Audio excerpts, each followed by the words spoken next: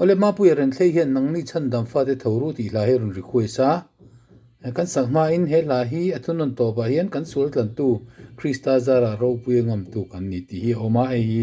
asap la chuan through the blood of Christ our conquerors than conquerors are we ti nia om zia tak chu kan hne tu krista thi sen zara ne tu aya ne tu kan ni tina ani kan sakna turki hi di ani don ani nang ni chan dam fa te thoru ruai tu krista be te chu haru nam ro pui te ra in zai on tlen ma kia patian tu lu chu buang chua ru tu pui kho pui ri angi kan sual tlan tu krista zara ro puya ngam tu kan ni ro puya ngam tu kan ni ro puya ngam tu kan ni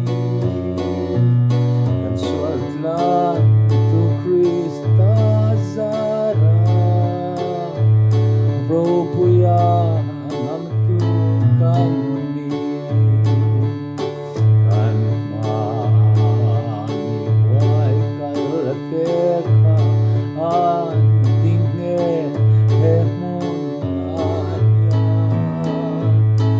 an puan zaran thing en ru i suazarat ne tu te Batia tu chu quang chua tu pui kho pui ri ami kan sual tlan tu krista zara ro puya ngam tu kan ni kan sai photo thin angin atia to so to han kal kha bai te leng khom la khan alak lo te kha lo om thina kha han siam re ma han chuk non zau te kha ngai kha om thina ni thina te lau to lo tu ri kan na tu ru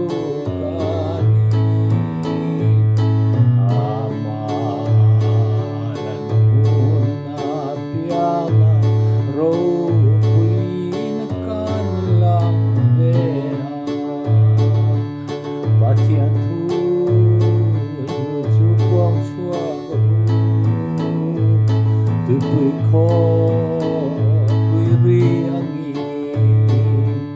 kan sual tlan tu krista zara ro puya ngam tu kan ni ro puya ngam tu kan ni ro puya ngam tu kan ni kan sual tlan tu krista zara ro puya ngam tu kan ni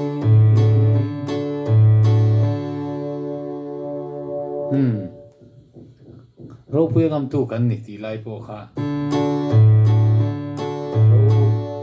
ro puya ngam tu kan ni kan sual tlan tu krista zara ti ana len ling ta kan sual tlan tu krista zara ro puya ngam tu kan ni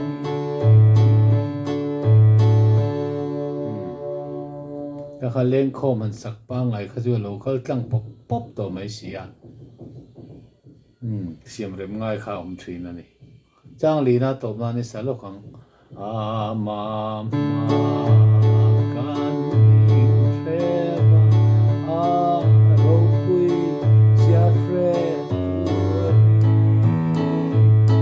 ama joy moin kan fakan kan lom khalai po hanaron bai tani ama joy moin kan fakan kan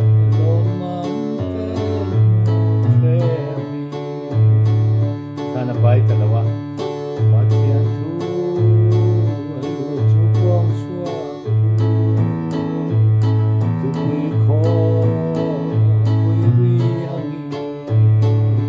Katsuatlan Tu Krista Sara Ropuya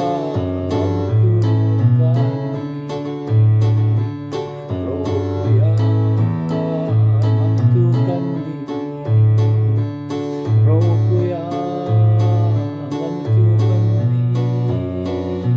Konsuatlan Tu Krista Sara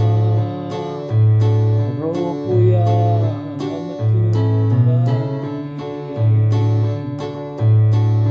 Kan kacon tunona konsuatlan Tu Krista Sara Ropuya